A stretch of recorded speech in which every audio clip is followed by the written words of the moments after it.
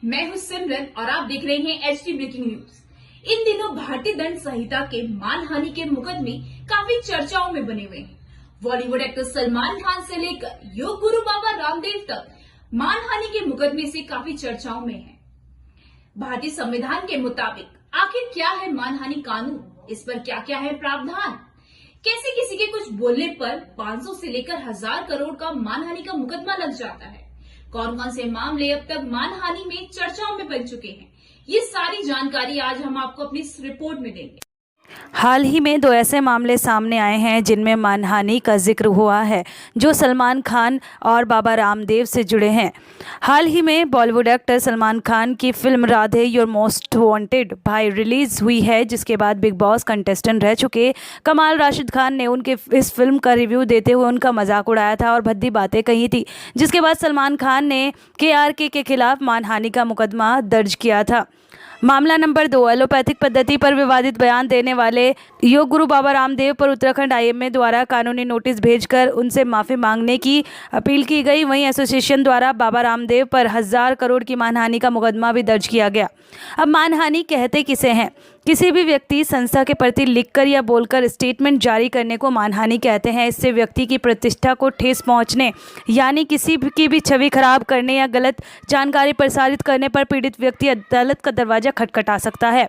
मानहानि कानून का इतिहास क्या है? 27 ईसा पूर्व दुनिया के बड़े साम्राज्य रोमन साम्राज्य में एक कानून बना था, जिसमें कोई भी व्यक्ति बिना सबूत के किसी पर अनर्गल आरोप नहीं लगा सकता था, ना ही बेइज्जती कर सकता था, और अगर ऐसा कोई व्यक्ति करता था तो उसे सजा दी जाती थी। रोमन साम्राज्य के बाद ब्रिटिश शासनकाल में इसे कायम रखा गया और भारत में भी इसे लागू किया गया और इसका नाम रखा गया मानहानि कानून, जिसे अंग्रेजी में डिफामेशन कहा जाता है। भारत में अदालत और संविधान दोनों संस्थान और व्यक्ति की प्रतिष्ठा को उसकी संपत्ति मानते हैं और प्रतिष्ठा की हानि होने पर संविधान के आर्टिकल 21 के मुताबिक जीवन के अधिकार में ख्याति का अधिकार यानी राइट ऑफ रिपुटेशन होता है।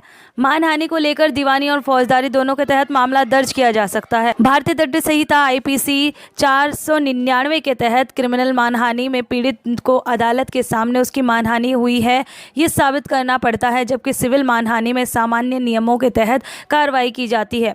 अब कौन कौन सी चीज़ें जो हैं वो मानहानि में आती है?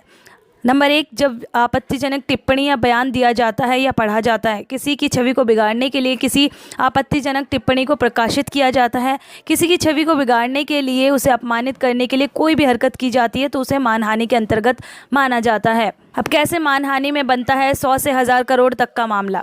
पीड़ित व्यक्ति जनता की प्रतिष्ठा पद पर मानहानि की रकम निर्भर करती है। इसका कोई भी मानक सेट नहीं हुआ है। पीड़ित व्यक्ति अपने वकील के जरिए अपनी प्रतिष्ठा के कारण होने वाली मानसिक प्रताड़ना को आधार बनाकर रकम तय करते हुए क्लेम कर सकता है। फिर अदालत पर निर्भर करता है कि वे इस रकम को मंजूरी दे या फिर अपने विवेक के आधार पर रकम को सेट करें। कुछ ऐसे मामले सामने आए थे जो चर्चाओं में रहे थे, जो मानहानि को लेकर थे।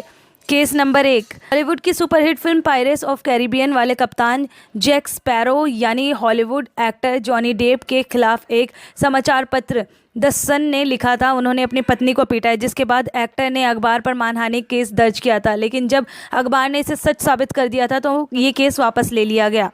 केस नंबर 2, फिल्मकार अनुराग कश्यप पर साल 2020 में मॉडल एक्ट्रेस पायल घोष ने सेक्सुअल हरेसमेंट के आरोप लगाए थे और इसके बाद एक्ट्रेस ऋचा चड्ढा के बारे में भी कमेंट किया था, जिसके बाद ऋचा चड्ढा ने पायल पर मानहानि केस कर दिया था और फिर पायल ने माफ़ी मांगी थी। कंगना रनौत पर मानहानि का मुकदमा। समसामयिक मुद्दों पर अपनी प्रतिक्रिया देने वाले बॉलीवुड के जावेद अख्तर और एक्ट्रेस कंगना रनौत के बीच तीखी बहस हुई थी, जिसके बाद कंगना रनौत पर जावेद अख्तर ने मानहानि का मुकदमा किया था।